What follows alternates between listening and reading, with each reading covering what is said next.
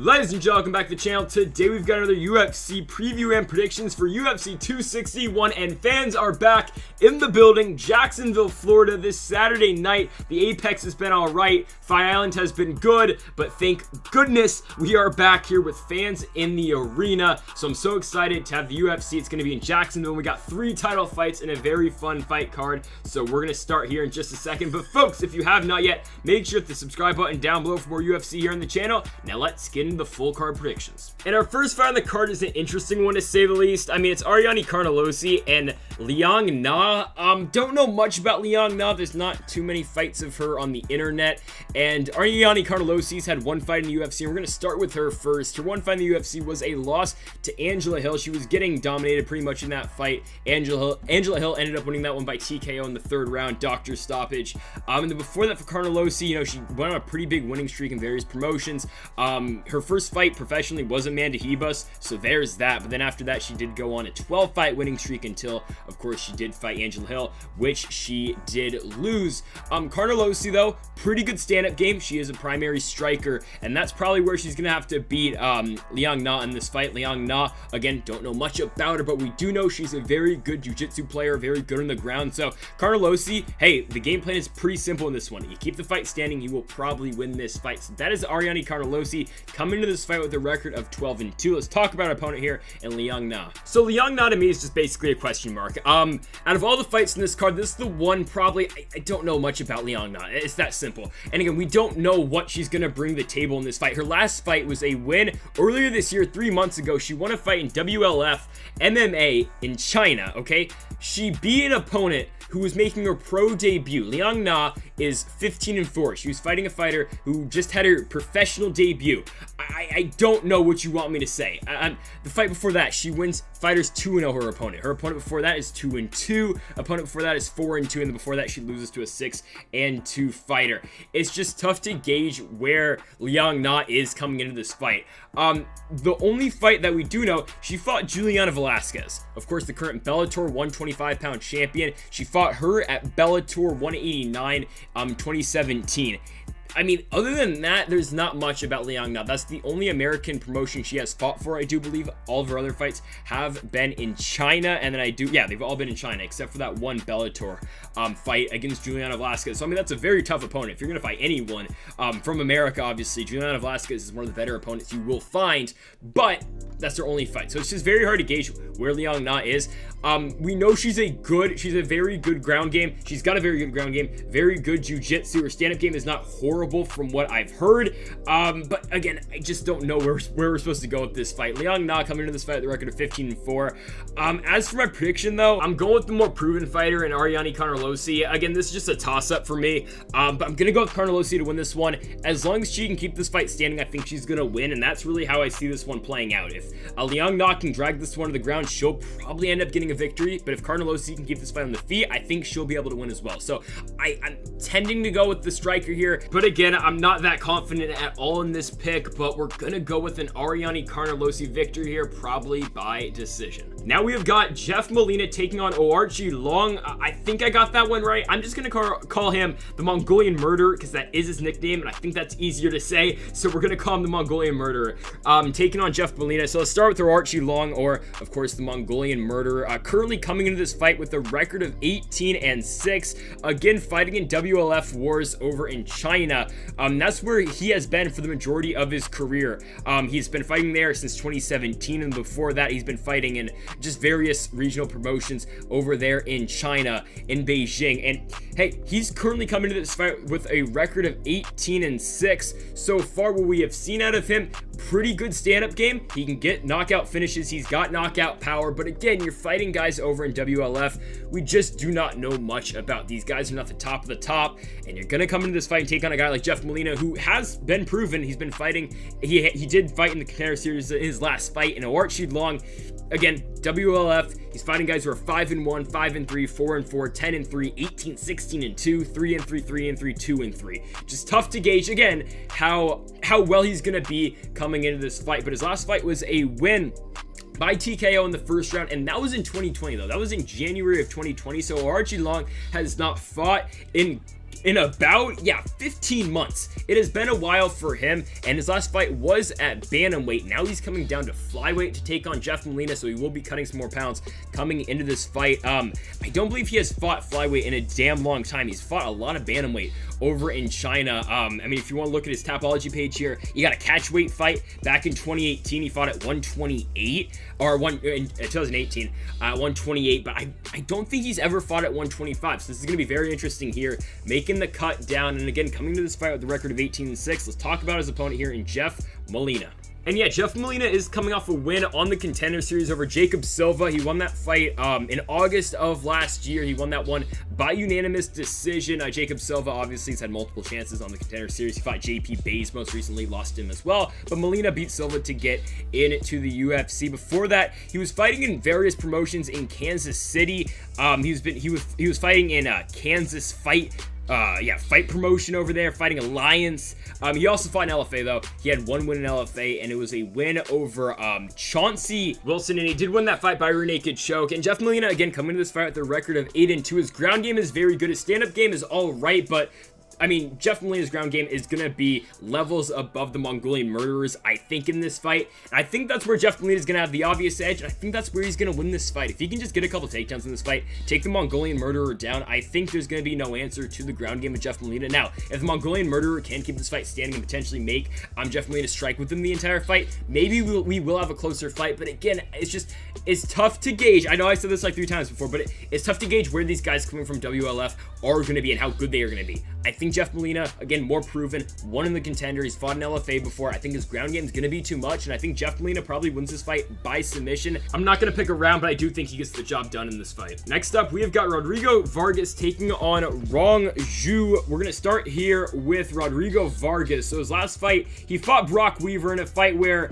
it went in the first round. Was he winning the fight? Was he not? It was close, but this was in New Mexico. It was in February of 2020 in the Anderson Bukovic card, and Brock Weaver gets kneed in the head while he was down.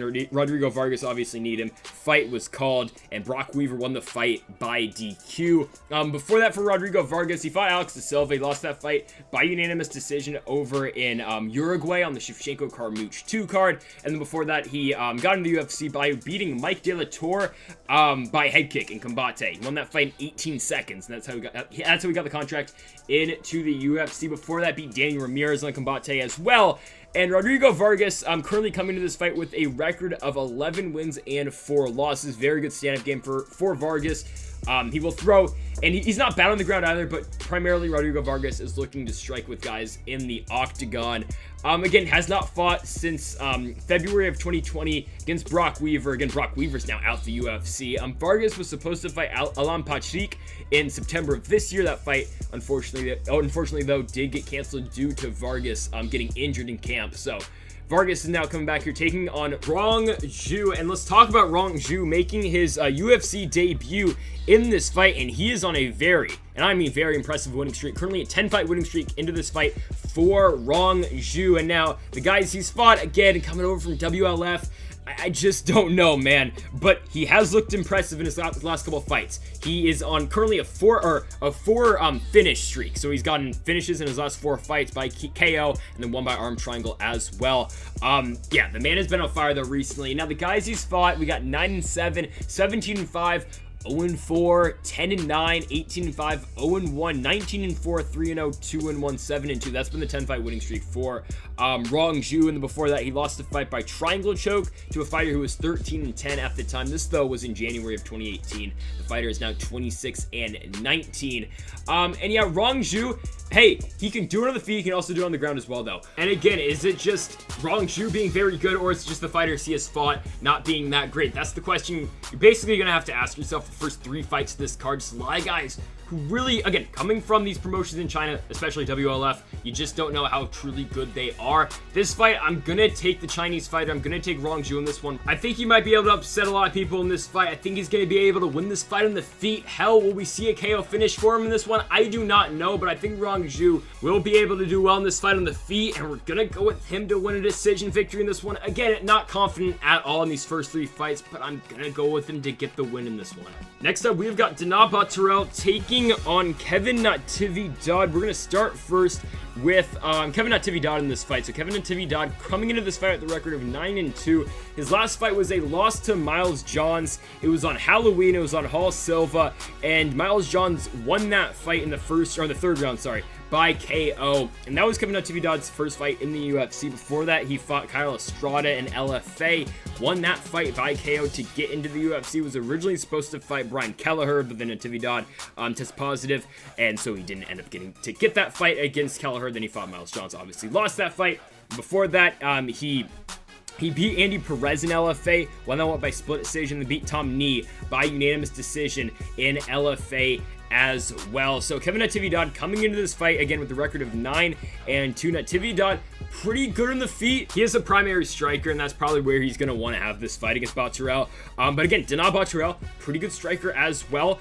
So it's a very interesting fight. It is a very interesting fight in this one. Kevin Natividad, again, we're going to see what he is made up in the second fight in the UFC. Again, this fight is at 135. So that's Kevin Natividad. Let's talk about his opponent here, and Batgerel. And we haven't seen Batgerel since UFC 248. That, of course, was Adesanya and Romero. He won his fight in the first round by KO. And before that, his first fight in the UFC was against Altang Ali. He did lose that fight against Altang Ali by unanimous decision.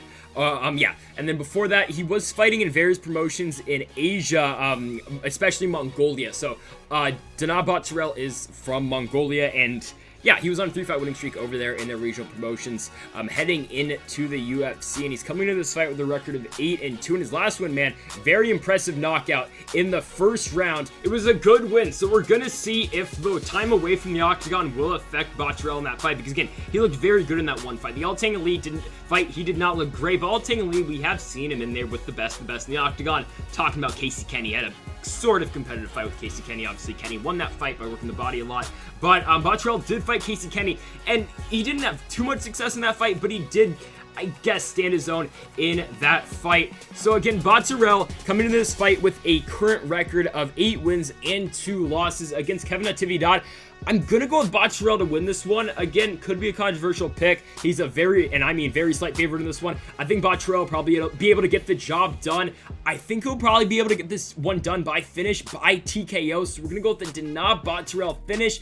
I just like what I've seen out of him. Natividad coming off a knockout loss. I think we can get Batgerel. I think he's gonna be able to win this one by KO. Now we have got the return of Tristan Connelly, and he's taking on Pat Sabatini in this fight. We're gonna start with Pat Sabatini real quick. He was supposed to fight Rafael Alves in February. Obviously, that fight got canceled because Alves missed weight by, 13 pounds? So, unfortunately for Pat Sabatini, he was not able to fight. But he is coming to this fight off of a 3-fight winning streak over in CFFC and CES. Obviously, CFFC promotion that's now unfortunately famous for having a fighter lose a finger in the middle of a fight. But Pat Sabatini did do pretty well over there. He was the former featherweight champion over there in Cage Fury. That was his last fight in Cage Fury. He won the featherweight championship, then obviously vacated it to go to the UFC to fight Rafael Alves. But again, that fight got canceled. Pat Sabatini, though, really good ground game, and that's why the Rafael Alves fight was gonna be so intriguing. I was really pumped to see that fight because both guys really good ground games, stand-up games for both of those guys, not bad as well. That was gonna be a banger of a fight. Unfortunately, it is not happening anymore. But Pat Sabatini, if he gets you to the ground, he is very damn dangerous, and that's where he's gonna want this fight against Tristan Connelly. And I know Tristan Connelly has got a very good ground game as well, and his wrestling is very good for Tristan Connelly. But if Sabatini can work his jiu-jitsu in this fight, he might be able to get a submission win in this one. So again, Pat Sabatini coming to this fight with a record of 13-3. Of course, vacated the Cage Fury featherweight championship heading into this fight. And for Sabatini, again, it's got to be the ground game that's going to have to win him this fight. I don't think he's going to be able to stand with Tristan Connelly, and it's not like Tristan Connelly's some amazing striker, but if I had to pick anywhere that Pat Sabatini's got maybe a slight advantage in, it could be the ground game, it could be the jiu-jitsu, but Tristan Connelly's jiu-jitsu is very good as well. So let's now talk about Tristan Connelly. Connelly coming into this fight off that tremendous win over Michel Pereira, and I know a lot of people were pissed at Michel Pereira coming into this fight. That fight in 2019, I was too. I really was. That fight was in Vancouver, British Columbia. It was on the Cowboy and Gagey card. Tristan Connelly goes in there, picks up the W. Michel Pereira, a big favorite. I mean, Connelly's a plus 325 underdog coming into this fight, and he outworks Michel Pereira. Michel Pereira is doing his stupid stuff off the cage. He's doing his backflips. I mean, hell, I think he knocked down Tristan Connelly at one point in this fight and then did a backflip to try to end the fight. Insane stuff. Go watch the fight. It's a very underrated fight. It's a good fight. But Tristan Connelly comes in there, uses wrestling a lot, and he wins the fight. He beats Michel Pereira by unanimous decision, which is a very hard thing to do considering, hey, Michel Pereira coming off a win right now over Chaos Williams. But unfortunately, we haven't been able to see Tristan Connelly in the octagon. He was supposed to fight Alex da Silva in March or in April of 2020, but obviously all those cards got canceled in April because of the coronavirus. Now we are back and he's fighting Pat Sabatini, and Tristan Connelly has not lost a professional fight since 2017, where he did get stuck in a knee bar in Unified MMA. He lost to Shane Campbell there. But it's been a while for Tristan Connelly since he has lost on a big, right now, 5-fight winning streak. And again, the fight that will stand out is Michel Pereira. So Connelly, again, I said if maybe Pat Sabatini's got a small advantage, it would be in the ground game, but Connelly's jiu-jitsu is good as well, and his wrestling is a lot better than Pat Sabatini as well, if I had to pick. And I think Tristan Connelly's stand-up game is better than Pat Sabatini as well. So I like Tristan Connelly all around in this fight. Very underrated fighter. Again, he was underestimated going into the Michel Pereira fight. He was the biggest underdog on that card in British Columbia. I think Tristan Connelly will be able to get the victory in this one. Right now, I have him as an underdog. The graphics on the screen might be different than what I'm looking at right now, but right now, according to Tapology, I'm looking at, he's a plus 175. I know Tapology isn't a betting website, but right now, if Tristan Connelly is a plus 175, I don't know why that is. I think Connelly gets the job done in this one by unanimous decision. Fun fight now at middleweight. It is between Brendan All-In Allen and Carl Roberson. We will start with Carl Roberson. He was supposed to fight a Delta champion 2 times in December. Unfortunately, that fight never came to be, and now Roberson is back. But his last fight was against Marvin Vettori, and I will still say that fight should have been the main event of Ian Calvillo, and I know that fight didn't need 5 rounds. It ended in the first round. Calvillo and I did go 5 rounds, but still, I thought it would have been better if Carl Roberson and Marvin Vettori did get the main event spot there. You know, could have been promoted a little bit more, headlining on the bottom of the ESPN ticker, but it's okay. And again, there was no sports at the time either. It's all right. Carl Roberson lost that fight, though, to Marvin Vettori. Vettori got him to the ground pretty easily, submitted him with ease. I mean, again, Marvin Vettori's looking like he's a fight away from a title shot now. I know there was beef going into that fight, Roberson and Vettori, but Marvin Vettori's just mad at everyone, so there's that. And before that, for Carl Roberson, he did go on a 2-fight winning streak. Won his fight before Vettori by rear naked choke, and before that, won by split decision. And before that fight, man, I'll just talk about the start of Carl Roberson's UFC career. He comes in the Contender Series. He knocks out Ryan Spann in 15 seconds in the Contender Series. Oh my goodness. Then he goes in. He chokes out Darren Stewart in the first round. All right. Then he loses to Cesar Ferreira by arm triangle. Then he goes in, beats Jack Marshman, and they give him Glover Teixeira. Yeah. It's on the UFC Brooklyn card. It's the first one on ESPN Plus. Glover Teixeira comes in there, shows why there's levels to this. Arm triangle choke puts away Carl Roberson in the first round. Hey, Glover Teixeira is now getting a title shot in September, I do believe. But yeah, Roberson has fought some of the best. Again, the fight against Glover Teixeira, though, was at 205. After the Teixeira fight, Roberson did decide to go back down to 185. Yeah, because it was weird. He came into that fight against Glover Teixeira. He hadn't been fighting at 185. Obviously, the fight against Darren Stewart was at 185. The Ferreira fight was at 185. The Ryan Spann fight was at 205. So we have seen Roberson at both 185 and 205. But more recently for Carl Roberson, it has been at 185 pounds, and looks like that will be his new home.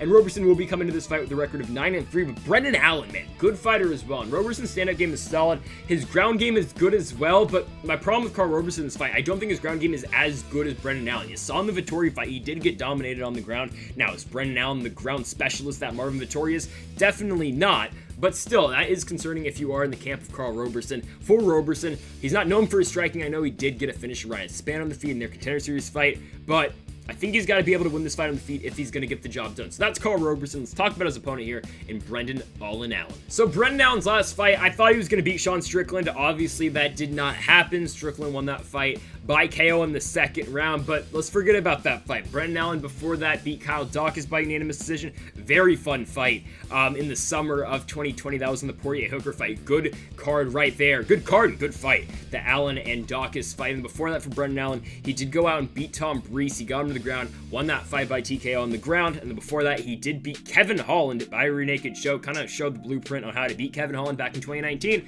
Now look at Kevin Holland. Hopefully he does go to AK and improve his wrestling. I think I've said that before here on the channel, but yeah, I want Kevin Holland to be great. I hope his ground game and his wrestling gets a lot better, but Brendan Allen did submit him in 2019. He did finish Kevin Holland, considering Marvin Vettori and Derek Brunson had to take Holland to the scorecards, but yeah, again, back to Allen though. He beats Kevin Holland, and then before that, he gets a win of the Contender Series over Aaron Jeffrey by rear naked choke, and then before that, he was fighting LFA. He won the LFA middleweight championship, defended that once as well. So Brendan Allen, he's been good for a very damn long time, and of course, it is the ground game that is Brendan Allen's primary component of MMA. He's very good on the ground. Now, his stand-up game is not bad as well, but we have seen, you know, he did get finished in the Sean Strickland fight, and Sean Strickland, I know, is a very good striker, and it's hard to beat Sean Strickland in a stand-up fight, but Brendan Allen, again, was not successful in that one.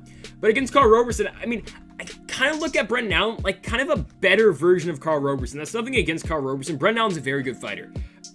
And Carl Roberson's a very good fighter as well. But I just like Brendan Allen all around in this one. I think if this fight stays in the feet, yeah, you might give a slight advantage to Carl Roberson, but I like Brendan Allen's ground game in this one a lot. And honestly, it's who do you think is the better ground game out of Brendan Allen and Carl Roberson? That's who's going to win this fight. Whoever can dictate where this fight goes, you know, okay, whoever has the better ground game, the better wrestling in this fight, it's going to dictate, all right, if this fight's going to be on the ground or if it's going to be on the feet. I think Brendan Allen's that guy, and I think Allen's going to be able to dictate where this fight will take place, and I'm going to go with Brendan Allen to get the job done by decision in this fight. Now we've got Stefan Sekulic taking on Dwight Grant. We're going to start here with Stefan Sekulic.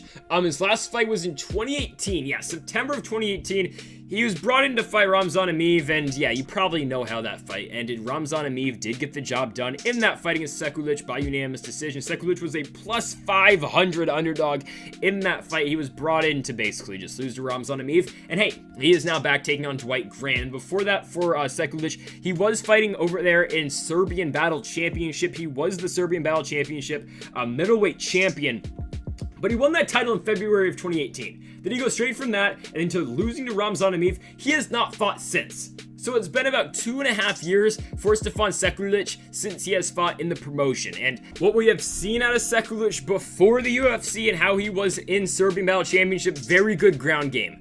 I mean, very good guillotine out of Stefan Sekulic, but again, he's fighting guys over there in Serbian Battle Championship. Who knows? But I don't want to call this one striker versus grappler, but I kind of think that's where we're going in this one, because I don't think Stefan Sekulic is going to be able to strike with Dwight Grant, and I don't think Dwight Grant's going to be able to grapple with Stefan Sekulic. So that's Stefan Sekulic, again, coming to this fight with the record of 12-3. Let's talk about his opponent in Dwight Grant. Dwight Grant is coming off that pretty fun fight against Daniel Rodriguez for the 2 minutes that fight did last. Grant did hurt Rodriguez at the very beginning of that fight, and of course, Daniel Rodriguez did end up finishing Dwight Grant in the first round of their fight. That was in August of last year. And before that, for Dwight Grant, he did fight Alan Jouban. He won that fight by split decision on the Poirier-Holloway card on UFC 236 in Atlanta, Georgia. And before they beat Carlo Pedersoli by KO in the first round of their fight in 2019. And before that, his debut in the UFC was a loss to Zach Otto by split decision on UFC on Fox. The final one, of course, Lee Iaquinta 2 in Milwaukee. And yeah, as I said earlier, Dwight Grant's stand-up game very good, and I think it's obvious in this one, if Grant keeps this fight standing, he's going to win. If Sekulic can get this one on the ground, I think he'll probably win. So striker versus grappler, it's that simple. I think Dwight Grant's better. I really think he can stuff a couple takedowns here with Stefan Sekulic. I know Dwight Grant's able to get the job done here. He's beat Alan Jouban, a very good fighter. He's been in there with, I mean, a lot of people thought he beat Zach Otto. It was a close fight. He had his moments in the 2 minutes the Daniel Rodriguez fight did last. I haven't seen Sekulic since September of 2018. I'm just not gonna, I know what you're saying. Jessica Penne just won a fight after not fighting in 7 years last weekend, but that doesn't matter. Dwight Grant's gonna win this fight. I think he's gonna be able to put away Stefan Sekulic. I'm gonna go with the KO with Dwight Grant, probably in the second round. Now it is our main event on ESPN. Yes, it is the prelims. It is going to be Alex Cowboy Oliveira taking on Randy Rude Boy Brown. We will start off first here with Alex Cowboy Oliveira coming into this fight, man, with a record of 22 wins, 9 losses, and 1 draw. Cowboy Oliveira has been in the UFC for a very long time. His first fight was in 2015. It was on Maia versus LaFleur over in Rio de Janeiro, Brazil. Yeah, forgot that fight ever happened. Alex Oliveira debuted on that card. He's been around for a very damn long time. Now, recent Cowboy Oliveira has not been great. His last fight was a loss to Shavkat Rakhmonov. He lost that fight by guillotine. Hey, we called that one correctly. I thought Rakhmonov was going to be able to get the job done in that one. He did, and Oliveira didn't look that good in that fight. Immediately just looked lost in the ground with Rakhmonov, who's a very good ground fighter. And before that, for Cowboy Oliveira, he did beat Peter Sabata, and he beat Max Griffin before that one as well by split decision. Before that, for Oliveira, went on a 3-fight losing streak. Fighters such as Gunnar Nelson, Mike Perry, and Nicholas Dalby. 3 really good fighters, though, and say what you want about Mike Perry and Nicholas Dalby as of late, but 2 pretty solid fighters as well. And before that, he beat Carlo Pedasoli, and before that, beat Carlos Condit by guillotine choke. And now we're getting to 2017. Lost to Yancy Medeiros, beat Ryan LaFleur, beat Tim Means, beat Will Brooks, and lost to Cowboy Cerrone in 2016. So, again, Cowboy Oliveira, been in the UFC for a very long time. Cowboy Oliveira's stand-up game is good. His ground game is pretty solid as well. But my problem with Oliveira is he's getting up there in age. And now, I know he's only 33 years old, but Cowboy Oliveira looks like he's 45. We're being honest with ourselves here. The dude does not look like he's 33. I mean, look at the picture we have on the screen right now. Tell me that's a 33-year-old man.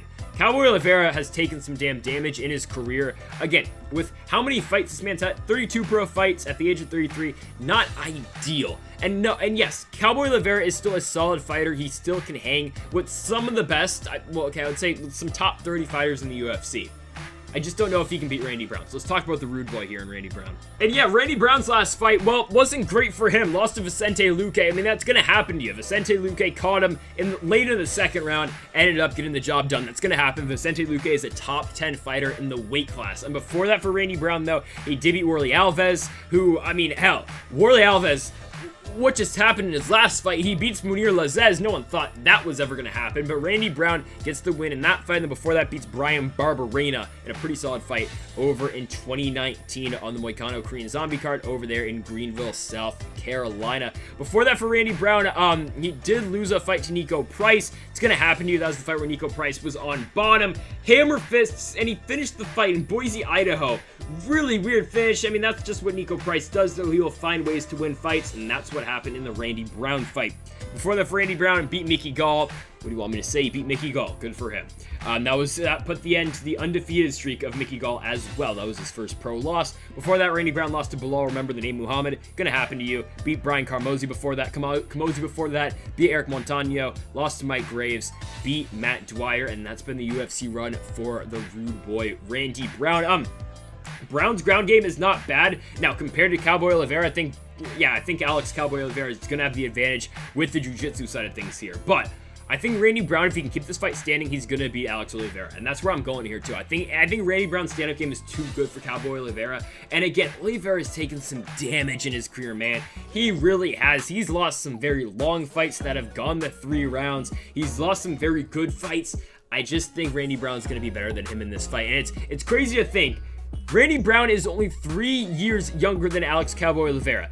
Don't know how that works, but I'm still going with Randy Brown to get the job done here. Do I think he'll be able to put a finish on Alex Cowboy Oliveira? I do not know, because it's very hard to beat Alex Cowboy Oliveira by finish. I don't think he gets the job done there. I think Randy Brown probably wins this one by decision. It is main card time, and now we are going to kick this main card off with Anthony Lionheart Smith taking on Jimmy the Brute Crute. We're going to start first here with Jimmy Crute. So coming into this fight off a 2-fight winning streak. His last fight was a very good win over Modestas Bukauskas. Won that one by KO, and before that beat Michael Ozolchacek by Kimura. Hey, Ozolchacek and Bukauskas fought each other.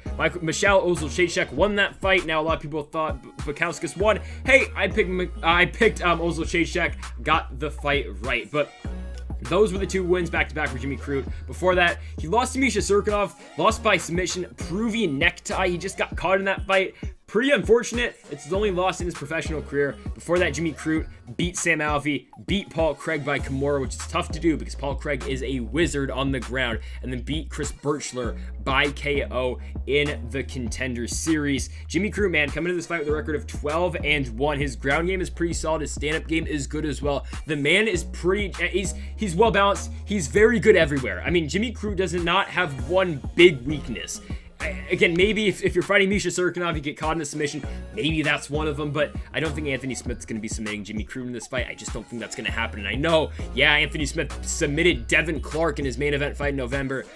I'm not counting that. Well, okay, it's a good win for Anthony Smith, but Jimmy Crute, you don't have to worry about getting submitted by Anthony Smith in this fight. This is going to be a stand-up fight. I can pretty much assure you that. I think we're going to see pretty much a kickboxing fight in this one. It's going to be a good fight, most likely, but this fight kind of seems like they're building up for Jimmy Crute to win this one over Anthony Smith, get a big name on his record, and move into the top 7 of the weight class. Now, Anthony Smith, though, has been in this position before. He has won a lot of fights where he was the underdog. Hell, he was a slight underdog, a very slight underdog. Most books had it even, but he's a very slight underdog in the Devin Clark fight. And now, no one was thinking Devin Clark's going to be a future champion, at least not right now. But Jimmy Crute, a lot of people are very high on him, looking like he might be a potential challenger for a title one day. So that's Jimmy Crute, the Australian-born fighter.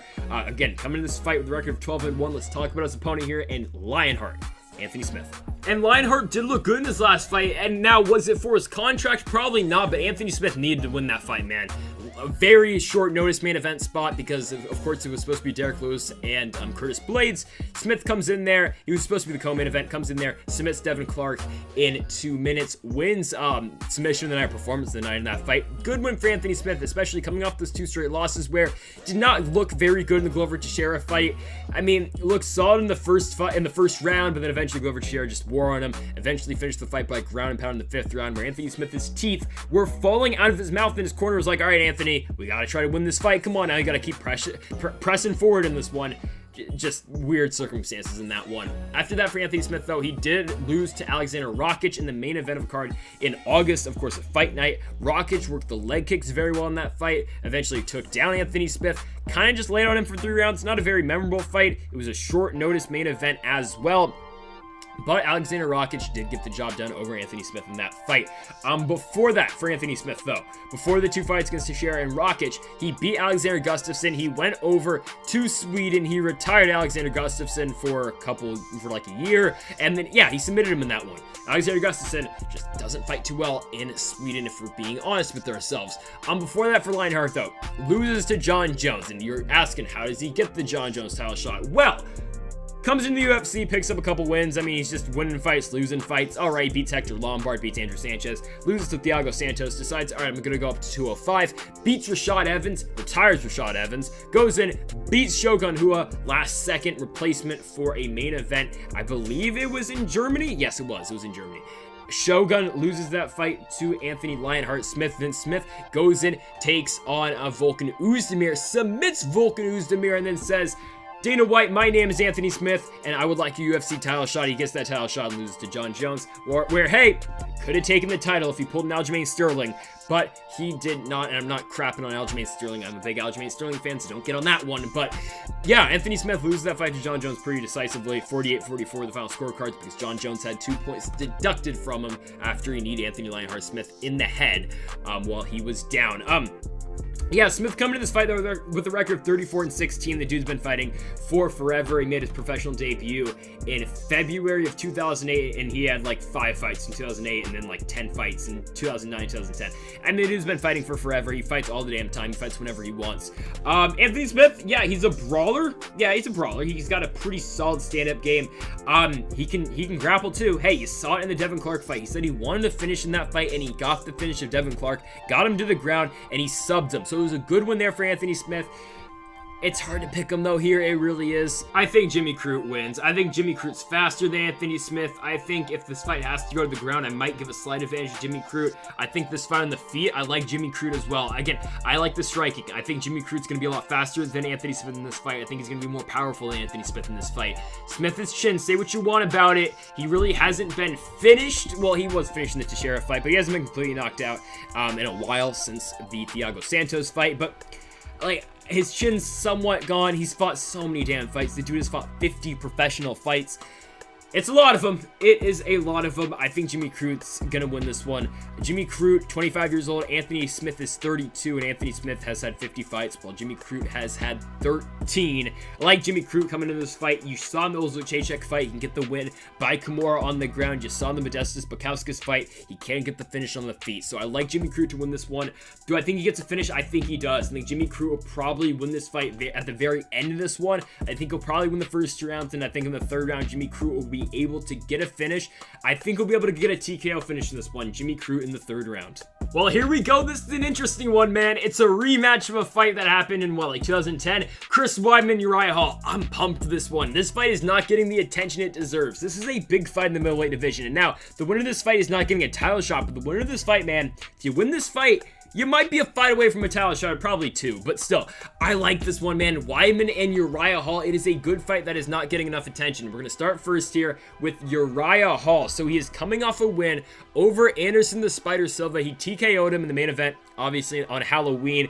Was it a boring main event? Yes, kinda. Did they not throw that many punches?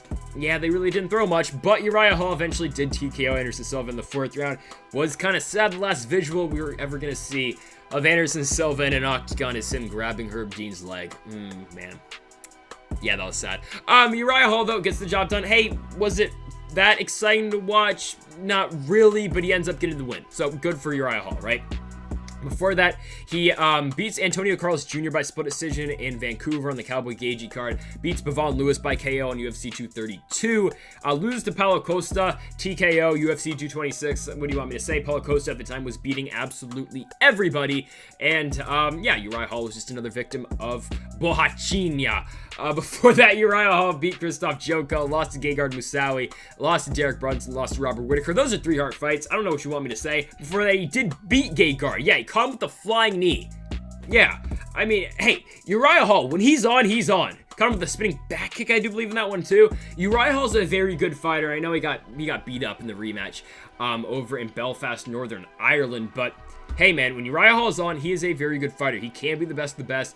I mean, hell, he beat Thiago Santos at UFC 175. He also beat Chris Lieben at UFC 168. So there is that as well. Uriah Hall's a good fighter. Record is 16-9, and no, he's not the Uriah Hall that we thought was going to come out of the Ultimate Fighter show. We thought this dude, hey, Chael Sonnen said himself on the show, hey, Uriah, you're a contender, like right now, for the title. Like, you're a contender for the title. And hey, if he beat Kevin Gastelum, who knows where Uriah Hall would have gone. That was a split decision. If Uriah Hall got one more judges scorecard in that one, I know it was a split decision, but they would have pushed Uriah Hall to the moon. Now, were they giving him Anderson Silva at the time? I do not know, but that's the hype that Uriah Hall had at the time. And the first fight with Chris Weidman and Uriah Hall, it was 2010. It's at Ring of Combat in Atlantic City, New Jersey. It was for the Ring of Combat Middleweight Championship. Uriah Hall was the champion heading into that fight. He ended up losing to Chris Weidman. Weidman finished him by TKO in that one. But for Uriah Hall in this fight, it's pretty obvious how you win this fight. You gotta keep it standing, right? Because Chris Weidman's chin has been tested so many times, and it's been questioned so many times. Okay, what we thought in the Omari Akhmedov fight, by the way, which I got right. I thought Chris Weidman's gonna be able to outwork Omari Akhmedov's in the wrestling department. But Uriah Hall, if you keep this fight standing, you're probably gonna be able to knock out Chris Weidman. I'm sorry, but that's how it works. Chris Weidman's chin is still not very good. Now, I know he beat Akhmedov, but he took some bombs in that fight, got wobbled a couple times in that one, but he did enough to survive in that fight. Uriah Hall's power is a lot more than Omari Akhmedov. I know they're 2 different fighters. Well, not really. Uriah Hall is going to sit and try to counterpunch. That's what he does, but Omari Akhmedov doesn't have the kicks that Uriah Hall has. Uriah Hall, very good kicking, very good kickboxer, a lot of spinning attacks as well. He's kind of I hate to say this, kind of a toned down version of Israel Adesanya. Uriah Hall is good though, a lot of damn power, and if he can connect clean against Chris Weidman in this fight, he is going to win this fight. It's just concerning for Chris Weidman, but Uriah Hall, if he gets taken down, if Chris Weidman can keep taking him down, that's the pathway to victory right there. So that's Uriah Hall. Again, coming into this fight with a record of 16-9. It's a salty record, but look at the guys this guy has fought. Weidman, Costas Philippou, all right. Kelvin Gastelum, Rafael Natal, Robert Whitaker, Gegard twice, Chris Lieben, Paulo Costa, Anderson Silva, Krzysztof Joko. This guy has fought the best of the best. So 16-9 record. Just don't be concerned over that. That's Uriah Hall. Let's talk about his opponent and the All-American Chris Weidman. So a lot of people crapped on Chris Weidman versus Omari Akhmedov. I thought it was a good fight. Omari Akhmedov's a good fighter, and Chris Weidman outworked him. Now, the first round was good for Weidman. The second round was not very good. The third round, complete domination by Chris Weidman. Got in there, worked full mount, eventually tired out Omari Akhmedov, and just grounded and pounded him for the end of that third round. Now, was the Chris Weidman we've seen in the past? No, but for a guy that was losing a lot of damn fights, lost to Rocco, lost to Yoel Romero, lost to Gegard, beat Kelvin, lost to Jacare, lost to Dominic Reyes, coming into that fight and beating a guy like Omari Akhmedov is absolutely huge. Because don't forget, Omari Akhmedov was number 11 or 10, I think, ranked fighter at the time. So, again, Weidman was coming back down to middleweight. I like the performance by Chris Weidman. We could see that Omari Akhmedov didn't hit him with his best shots, but he still hit him with a lot of good counter punches and a lot of big power shots. And Weidman stood on his feet and he fought through it. And yeah, he was gassed, but a fight like that, you are gonna get tired in a fight like that. The Weidman-Omari Akhmedov fight, that is a tiring pace. To wrestle for that long is very tiring. I mean, it is hard to fight like that, man. I mean, you talk about going and complete all-out wars in the feet. That was a war on the ground. That was a fight for positioning on the ground, and Chris Weidman won it against Omari Akhmedov. And I know the Dominic Reyes fight, he got knocked out. Jacare got knocked out. Gegard got knocked out. Well, kind of, not really. Got knocked out in the Yoel Romero fight. Flying knee, what you gonna do? And then just got beat up in the Luke Rockhold fight. I know all those are there. I know his chin is not good. Chris Weidman's chin is still, I said earlier, his chin's still not good, man, and it sucks, but there is a pathway to victory for Chris Weidman in this fight. And also, I've got to say, in the Kelvin Gastelum fight, he got knocked down in that fight and looked like Kelvin Gastelum was going to finish Chris Weidman in that fight, but Weidman came back and got him with an arm triangle. But Weidman, don't underestimate this, man. Chris Weidman is good. Chris Weidman is still a very good fighter. He is not the same fighter that we saw beat Anderson Silva and Lyoto Machida and Vitor Belfort, but he's still very solid, and his wrestling is still one of the best in the weight class. I mean, it is tough to find a better wrestler at 185 than Chris Weidman. Yoel Romero, maybe, but Weidman's wrestling, just pure wrestling standpoint, Chris Weidman is one of the best around. And he says, hey, I pose a matchup different to Israel Adesanya that you're going to get out of any single guy in the weight class. All right, Marvin Vettori, but still, I mean, I think Weidman, I don't know if I want to see Weidman versus Adesanya, but I think Weidman, again, does pose a little bit of a threat to Izzy. So, Chris Weidman, man, he's got to avoid the power shot of Uriah Hall. Because I get scared every time I see Chris Weidman take a powerful punch. It's just the way it is now. Because the Dominic Reyes fight, it did not look like that was a very hard punch by Dominic Reyes that put away Chris Weidman, but it did. I think Weidman is going to do enough. I'm going to pick Chris Weidman to win this fight. And I know I had to go on a big, long explanation if you go back and watch the Lewis Olenek card when I picked Chris Weidman to beat Omari Akhmedov. I think Chris Weidman is going to just do a little bit, just a little bit more than Uriah Hall. That's what I was trying to get out. I think he's going to do a little bit more. Uriah Hall sometimes just kind of sits there and just doesn't do anything. Kind of like Phil Davis, not entirely, but kind of. I picked Phil Davis to beat Vadim Nemkov. Yikes. But hey, Phil Davis looked good in the 4th and 5th rounds. But Chris Weidman, I think he's going to be able to use the wrestling in this one. And, okay, obviously, if Chris Weidman's going to win this fight, he has to take down Uriah Hall. That's got to be the game plan for Uriah Hall, or for Chris Weidman. Takedown, takedown, takedown, takedown, and more takedowns. If you can tire out Uriah Hall, we've seen Chris Weidman just... Don't disregard what everyone says about Chris Weidman's gas tank. He has a good gas tank. It's just exhausting to fight like he did against Omari Akhmedov. If he fights that way against Uriah Hall is not going to stand a chance. That's why I'm taking Chris Weidman. But don't get me wrong, if Uriah Hall stuffs one takedown, spinning back kicks Chris Weidman in the head, well, he's going to win this fight. I could see a pathway for Uriah Hall, but sometimes Uriah Hall just doesn't throw strikes. You saw that in the Anderson Silva fight. He was just kind of waiting. And eventually, yeah, he did put him away in the 4th round, but there's not going to be a 4th round in this fight. It's a 3-round fight. I like Chris Weidman to get the job done. I'm going to say by decision. I think he just beats him up on the ground for 3 rounds. Hey, man, get Chris Weidman a fight in the top 6. Hey, again, people were saying the Omari Akhmedov fight is like the only guy that Chris Weidman could be in the top 10 or top 15. I think Uriah Hall's a good matchup for him as well, man. I'd still like Chris Weidman to win this fight. I don't know where you go next with him. I truly don't. I don't really want to see him and Derek Brunson. Darren Till would be interesting because, again, it would be a striker versus a grappler, and the game plan for Chris Weidman would be simple. Just like this one, you got to take down Darren Till, but that's a story for another day, and Darren Till's going to be a lot more aggressive than Uriah Hall potentially would be. So, again, back to this fight, though. I'm taking Chris Weidman by decision. So it is our first of 3 title fights, and it is between Valentina Shevchenko and Jessica Andrade. It is for the 125-pound championship. Jessica Andrade looking for her 2nd title in the UFC, but this time at 125. And Valentina Shevchenko, man, taking on definitely her toughest test to date at 125. Okay, maybe Joanna, but out of her fights defending the championship, this is Valentina's toughest fight. So let's talk about Jessica Andrade though to start us off. Her first fight at flyweight looked very good, and I saw this mentioned in the promo package that they played on Saturday for this Shevchenko-Andrade fight. Valentina Shevchenko needed 3 rounds to beat Katlyn Chookagian. Jessica Andrade needed 1. Solid. I mean, yeah, it is a good argument to make. Now, MMA math does not work like that because I think there's like an MMA math formula where you can say like BJ Penn is better than Francis Ngannou. That's a joke, but there is something like that where you, like MMA math is weird. You can say like, oh, this guy beat this guy and this guy beat that guy. So eventually, fighter A, Henry Cejudo, beat fighter B, which is Robert Whittaker. Something crazy like that.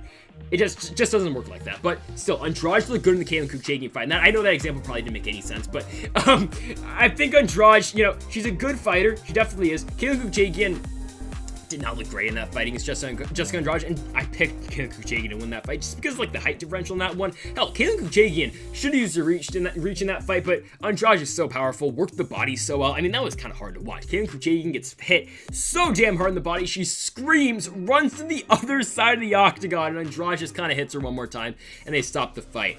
Impressive performance for Jessica Andrade. That was on Ortega and Zombie over in UAE, over on Fight Island. And before that or Abu Dhabi, yeah. And then before that for Jessica Andrade, she loses to Rose Namajunas. Fun fight. I had that one for Rose Namajunas. It was a split decision fight, close fight, fight of the night, fun fight. But Andrade holds her own in that one, but Rose Namajunas was basically doing to Jessica Andrade what she was doing in the first fight. Well, at least for the first 2 rounds. The third round, Jessica Andrade looked very good, and at the end, it was like, holy crap, Jessica Andrade might put away Rose Namajunas at the very end of that round.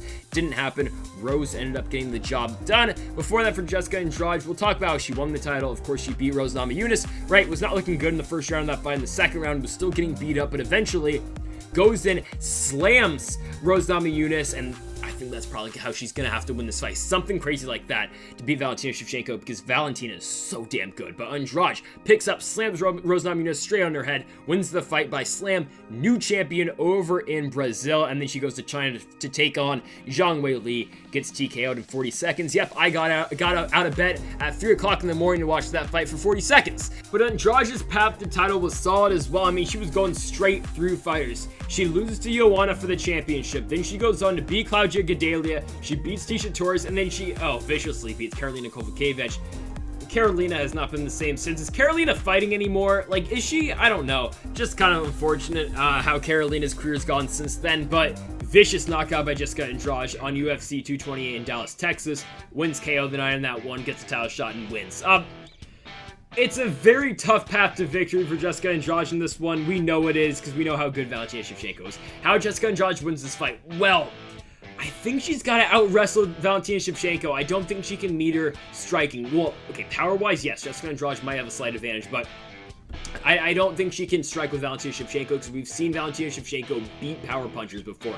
We've seen her stay on the outside, really use her kicks to her advantage, just be able to outstrike her opponents. Holly Holm's a good example of that one. The Sarah Kaufman fight, it was a split decision, a close fight. That's a good example. Also, another good example is the Joanna fight. Really did not let Joanna get close to her in that fight. Valentina used her kicks very well. Katlyn Chookagian's the same thing.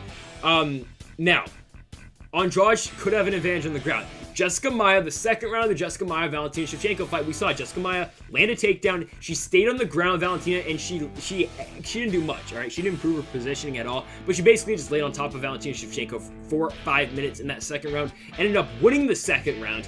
That's what Jessica Andrade kind of has to do in this one, I feel like. She kind of has to make this fight boring, but she has to use her power to get the takedown in this one, get Valentina to the ground. I'm not saying that Jessica Andrade is going to pick up Valentina Shevchenko and slam her right on her head like she did to Rose Namajunas, but that's what she's got to do. She's got to get Valentina on the ground. She's got to work the ground game. She's got to work her offense on the ground by elbows, improving her position to half mount side control. That's what she's going to have to do. I don't like Jessica Andrade standing with Valentina Shevchenko in this fight because, yes, she can always land that one bomb, but other than that, Valentina's going to be able to get out the way. She's going to be able to use her kicks, use her kickboxing, and she's probably going to beat Jessica Andrade 50-45 if this fight stays on the feet, and we're going to see Jessica Andrade basically trying to follow Valentina Shevchenko throughout the octagon for 25 minutes while Valentina keeps using her kicks to get away from her.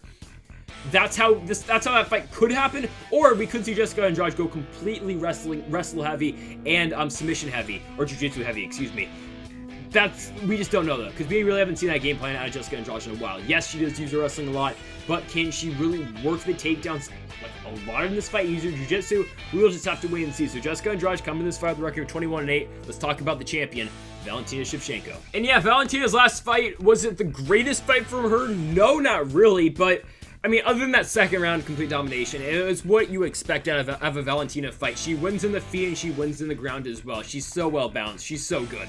Now, the second round was a little bit concerning because Jennifer Maia did let it land a takedown and kind of just kept her on the ground. Again, she didn't do anything though, so it was hard for Valentina to get up from there, but I mean, Maia had her fight, and every time Valentina Shevchenko would hit Jennifer Maia in that fight, Joe Rogan, John Anik, and Daniel Cormier would be like, oh my goodness, look how tough Jennifer Maia is. Yeah, but it shows you how good Valentina Shevchenko is. For her to keep landing these strikes at volume and to keep putting the punishment on Jennifer Maia, good win for Valentina, I thought it was. Before that, we're going back to February 2020. She beats Caitlin Kuchagan by TKO. What do you expect? Valentina, I mean, that spinning back head kick that she landed on Caitlin Kuchagan just walked it straight off. Incredible, but Valentina's striking was so much better. It was a mismatch. It is that simple. Now, I know the point I brought up earlier, while Andrade finished Caitlin Kuchagan in 4 minutes, it took Valentina, what, 11? I mean, okay, Valentina put a beat down on Caitlin Kuchagan for 11 minutes. It was just a prolonged finish in that one. We knew Valentina was going to be able to get the job done. Liz Carmouche's fight might have been one of the most boring fights I've ever seen. Liz Carmouche really didn't do anything. Valentina used her range effectively, used her kicks a lot. She won the fight. Cool. The Jessica Ai fight, big head kick, and that's how everyone's going to remember that fight. The fight was not close up into that point. Valentina was just outstriking Jessica Ai for the round that the fight took place. Second round head kick, fight over. Insane. Valentina Shevchenko, if she uses her kicks right, man, so much damn power. And then the Joanna fight, again, a good fight for Valentina Shevchenko. Used her wrestling a lot in that one. She will work a lot of upper body throws, a lot of body locks in that one. Won that fight 49-46 across all the judges' scorecards. And before that, the Priscilla Cachoeira fight should have never been sanctioned. Mario Yamasaki let Priscilla be a warrior in that one. Hold up the hearts at home, folks, for Mario Yamasaki. But yeah, Val gets the job done by rear naked choke in that fight. Before that, fights Amanda Nunes, UFC 215. I'll say it right now. I thought Valentina Shevchenko beat Amanda Nunes in that fight. I thought she won that one. I had it 3-2. I had it 3-2 Shevchenko. I don't know. It was in 2017. It was a while ago, but I thought Valentina won that fight watching it live. I still think Val won that fight, though. And again, we're getting into 2016 now. Holly Holm win, Pena win, loses to Nunes before that, beats Sarah Kaufman again in the UFC. Yeah, I think Valentina Shevchenko wins this fight. She's going to use the striking correctly in this one. Now, if Jessica Andrade, what I said, like, her best way to win this fight is going to be able to use her wrestling. She's got to use her strength and power. She's got to be able to slam Valentina in this one. I think Jessica Andrade has, I mean, she's got very, like, there's going to be some opportunities for her in this one, but all around, Valentina's going to beat her, man. Her striking's so good. Her kickboxing is so good. She's going to be able to use her side kicks effectively. She's going to use the kicks to the body. Andrade is not going to be able to get close to Valentina Shevchenko because of her small reach. I think Shevchenko, for Andrade, obviously, Shevchenko is going to be able to just, again, use her reach effectively in this one. Valentina does it better than anyone really in the UFC, or especially in women's MMA. Shevchenko's going to be able to get the job done here. You might even see her try to take down Andrade at some points in this fight, just to show you how good she really is. She might use some of the body locks, take down Andrade, but I think Shevchenko's going to be able to get the job done. Probably by decision. I doubt we get a finish here. We might, but I think Shevchenko will probably win this one. I got 50-45s across the board and a unanimous decision. And it is now our second title fight of the evening. Zhang Weili, Rose Namajunas for the 115-pound championship. We're going to start first with the former champion and, of course, the challenger in Thug Rose Namajunas. She's only 28 years old. Seems like she's been around for forever. She has been. She's been fighting in the UFC since, when did she fight for the title? It was 2014. So yeah, she's been the promotion for a while. But Rose Namajunas coming back. Yeah, we'll just start with her entire UFC run. We might as well. She comes in the Ultimate Fighter house. She's 2-1. One lost Tisha Torres, whatever. She goes in the Ultimate Fighter. She beats Alex Chambers. She beats Yolan Calderwood. She beats Randa Marcos, all by submission on the Ultimate Fighter show. Goes in, just kind of gets outclassed by Carla Esparza. Esparza was just so much better than Rose Namajunas at both their points of their career. In 2014, where Carla Esparza won the strawweight championship. After that, Rose comes in, she beats Angela Hill, submits her rear naked choke while standing. Pretty good win for Thug Rose. After that, she beats Paige Van Zandt in the main event in Las Vegas. It was a big time fight for reasons that we know why that fight was made, but yeah, good win for Rose Namajunas. I don't know why Paige Van Zandt was in the octagon with Rose at the time. Now, do believe Paige Van Zandt was like number 5 in the world at that time. I mean, hell, what was it? Yeah, it was 3 versus 6. Paige Van Zandt was number 6 in the world at the time. She won that fight. You damn know Paige Van Zandt was fighting Joanna for the title, but Rose gets the job done. And then after that, she beats Tisha Torres, loses to Karolina Kowalkiewicz after that by split decision, UFC 201, then beats Michelle Waterson by rear naked choke, and after that, gets the title shot. Knocks out Joanna Jędrzejczyk, and if you want to watch a fun fight, just because of the atmosphere of the crowd and how the announcers are reacting to everything, go watch that fight. I do believe it's a free fight on YouTube right now. The UFC posted. Joanna Jędrzejczyk, Rose Namajunas won. The energy in that building when Rose Namajunas knocks out Joanna Jędrzejczyk, holy crap. And yeah, again, Rose was not supposed to win that fight. Big underdog in that one. She was very underestimated in that one, kind of like she is in this one. We thought if Rose is going to win this fight, she's got to be able to take down Joanna, and she's going to have to submit her. To this day, that is Rose Namajunas' only TKO finish, and it's over the champion Joanna Jędrzejczyk. And then after that, she beats Joanna at UFC 223 by unanimous decision. Final scorecards on that fight, we've got 49-46s across the board for Thug Rose Namajunas. Then the Jessica Andrade fight happens, the first Jessica Andrade fight. Well, comes in there, she's looking very good. She's going into Brazil. She wins the first round. She's looking like she's going to go on basically to keep punching out Jessica Andrade to the point where she's probably going to be able to get a finish. It was just a pure masterclass by Rose Namajunas in that one first round. Second round looked like more of the same, and then eventually Dominic Cruz says, oh, you can't lift from there. Well, yes, it can. Jessica Andrade lifts up Rose Namajunas, slams her straight in her damn head, and yeah, Jessica Andrade is the new champion. Again, I talked about this earlier when we were talking about Jessica Andrade and Valentina Shevchenko. The second fight, UFC 251, Rose Namajunas looks good. More of the same in the first 2 rounds, but in the third round, Jessica Andrade, against what a lot of people thought going into that fight, we thought, well, okay, if Andrade is going to win this one, it's going to probably be the first round. The gas tank for Andrade is not very good. Rose has got an incredible gas tank. Well, Rose wins the first 2 rounds, eventually breaks her orbital in that one, and ends up losing the third round, but winning the fight by split decision. Rose Namajunas in that fight, though, she had to strike with Jessica Andrade basically for 15 minutes, and she got the job done. That shows you a lot. And now I know Zhang Weili finished Rose Namajunas, or no, not Rose Namajunas, Jessica Andrade in about 40 seconds, but they are different fights. Rose Namajunas, now I think she's got to win this one by, she doesn't have to win this one by submission, but if she's gonna have the best chance, it's gonna be by using her ground game. And I know, again, I'm getting the same vibes from the first Joanna fight. No one's thinking that Rose is gonna win this one. You do not see a lot of people picking Rose Namajunas to win this fight, and for good reason, because of how good Zhang Weili has looked. She has not lost a fight since 2013. She's on a 21 fight winning streak. So there's a good reason for that one. Rose Namajunas, though, coming into this fight with a record of 9-4. Solid stand-up stuff. Very good ground game out of Rose as well. Let's talk about the champion, Zhang Weili. And what a damn fight we saw to Zhang Weili in her last fight in the UFC. I mean, incredible fight with Joanna Jędrzejczyk. Fight of the year, maybe. I really liked Brandon Moreno and Deiveson Figueiredo from last year. I was also a fan of Hooker and Poirier, and also Shane Burgos, Josh Emmett was very good as well. But it was a good fight between Zhang Weili and Joanna Jędrzejczyk.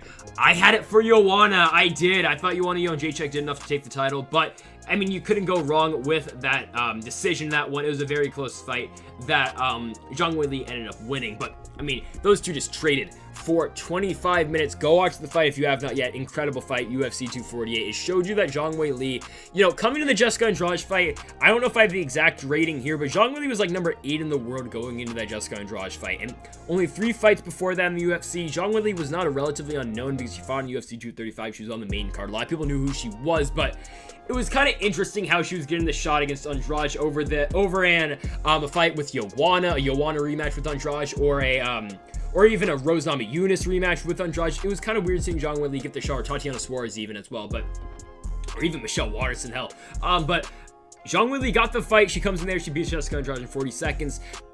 Okay, I wasn't completely sold at the time of Jessica Andrade, but when she beat Joanna Jędrzejczyk, or when she had that fight, she hung with Joanna for 5 rounds. It proved to me that, yeah, Zhang Weili is very damn good. She's one of the best in the world. She's not one of the best. She is the best in the world.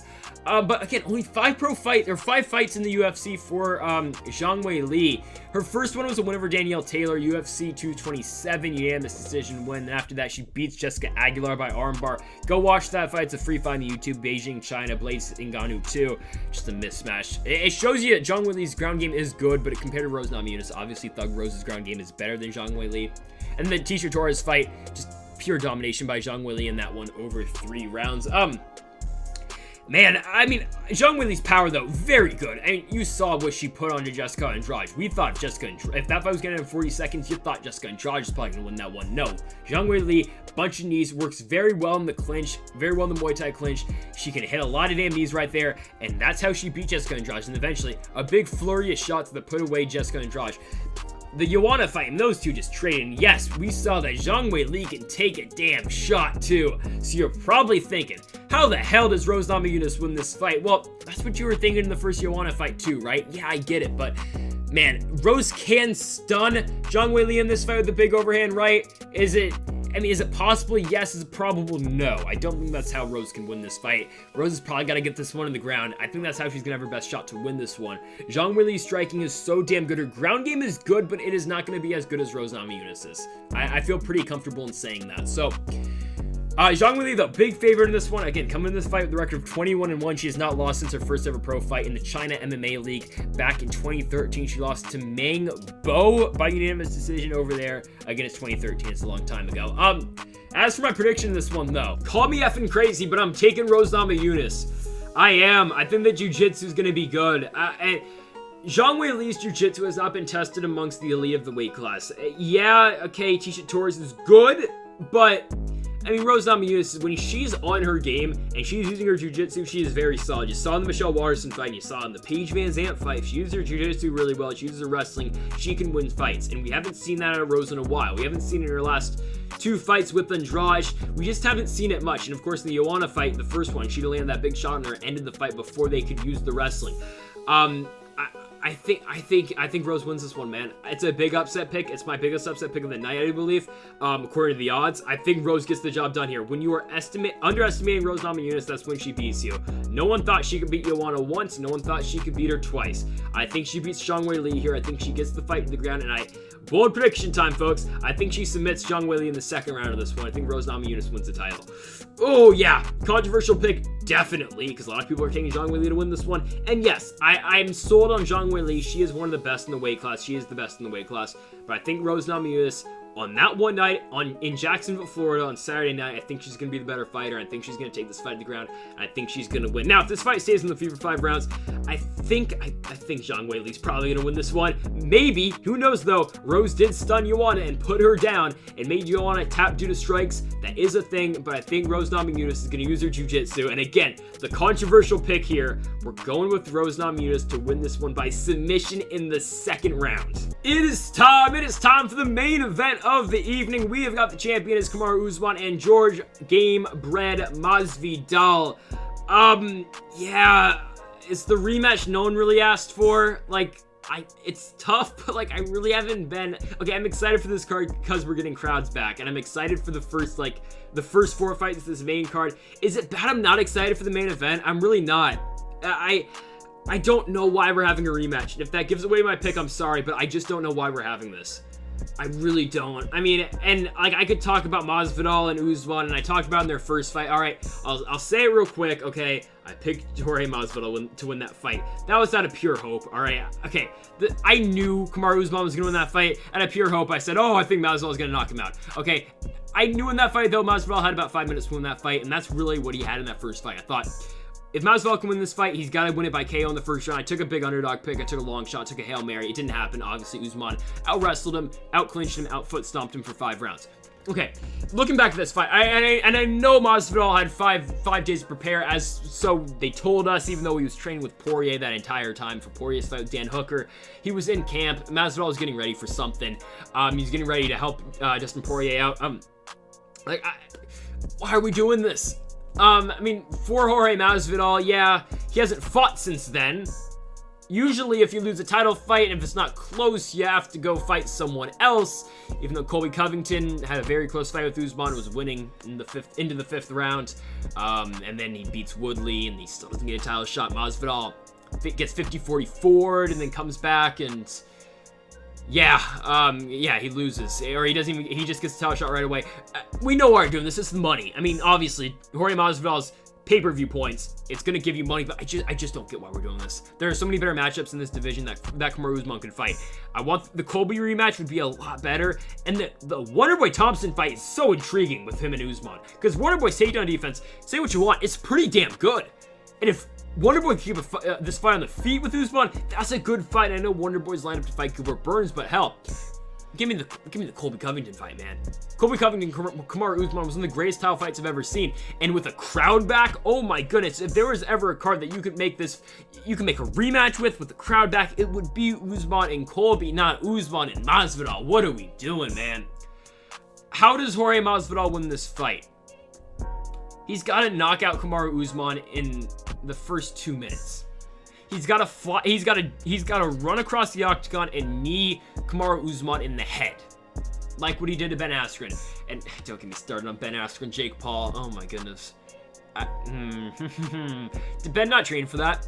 Like, Ben, I'm a big Ben Askren fan if you don't know, but what were we doing, man? Like, hey, just shout out to Ben Askren though. Hey, he took one punch for $500,000. If you ask a lot of people on the streets, hey, you want to take one punch and you get $500,000, a lot of people are doing that. That's what Ben Askren did. So good for him, but man, he didn't do anything in that fight. He landed like 2 punches and then he just got knocked out. Or it was a weird stoppage. Yeah, sure, Askren was definitely still in the fight, but the referee saved Ben Askren from getting Nate Robinson and getting turned into a meme. So good on that, but Askren was kind of already a meme because of the Masvidal fight. But back to George Masvidal. Yeah, that's what he's got to do to beat Usman. He's not going to beat Kamaru Usman. It's that simple. He's not going to beat him. Usman's going to out-wrestle him for 5 rounds. The only way Masvidal wins this fight for me is if he knocks out Usman in the first 2 minutes, and if he lands a bomb, kind of like what Gilbert Burns kind of did do that to Usman. He caught him with a big punch. He put down Usman got right back up. That's what Masvidal's got to do. Is it going to be enough, though? I don't think so. I think Usman's going to go straight in there. He's going to wrestle him. Usman's not going to let his ego take over and try to strike with them like he's a Colby Covington. He's not going to do that. He's not going to try to trade with Masvidal, because if he trades with Masvidal, yeah, Masvidal will probably get him. Masvidal will end the night. Masvidal will win the championship, but Usman's smarter than that. Usman's going to take him down. It's the rematch no one really asked for, and Kamaru Usman's going to win the fight. I'm sorry if this is an anticlimactic end to this video, to this hour-long video, but when you clicked on the video, you knew where this is going. If you click on any of these predictions, channel, videos on YouTube, I mean, come on. Everyone's picking Usman. And again, the only way Masvidal wins, first 2 minutes, he knocks him out, he lands a bomb. Other than that, there's no chance in hell he wins this fight. There is no chance in hell Jorge Masvidal's win this fight. I saw the first fight. And say what you want about the weight cut and Masvidal had how many days, I don't care. I don't give a damn. Kamaru Usman's better than Jorge Masvidal. This fight should not happen.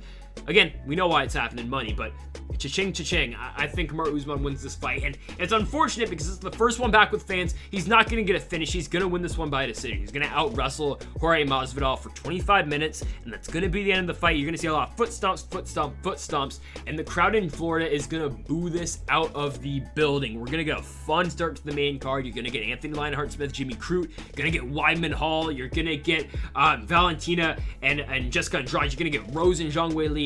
And unfortunately, unless this ends in a highlight reel knockout for Jorge Masvidal, Kamaru Usman's going to out-wrestle him for 25 minutes in a rematch. Again, no one asked for.